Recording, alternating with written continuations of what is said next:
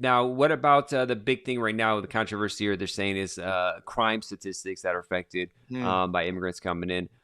There's been like statistics that come in and out, and statistics are so hard to even like believe what's what really. But what do you see what's happening with the accusations of increased crime to immigration?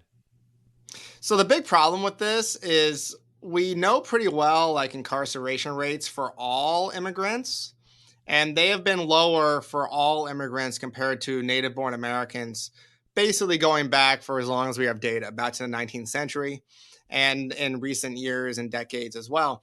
But you say that to an audience and they say, okay, fine, I believe that for legal immigrants. But what about illegal immigrants? They broke laws, they came here unlawfully, overstayed a visa.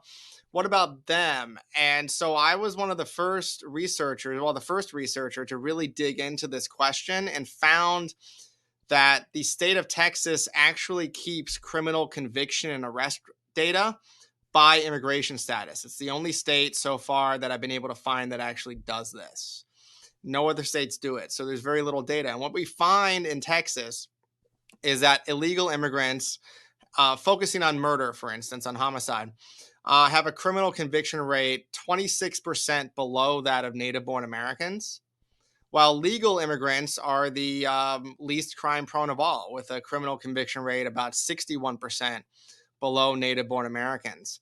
And so, based on the evidence we have, I mean, it just looks like across the board, as far as we can tell, immigrants, whether they're legal immigrants, illegal immigrants, undocumented, however you want to slice it or define it, have lower crime rates than native born Americans. And what's truly amazing with all this is that illegal immigrants have some demographic characteristics where you would expect they'd be more crime prone.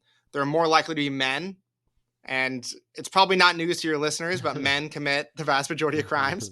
They're more likely to be younger, which is really where who commit crimes. They're more likely to be poorer, and they're more likely to be ethnic and racial minorities. So all those things are correlated with committing higher crimes.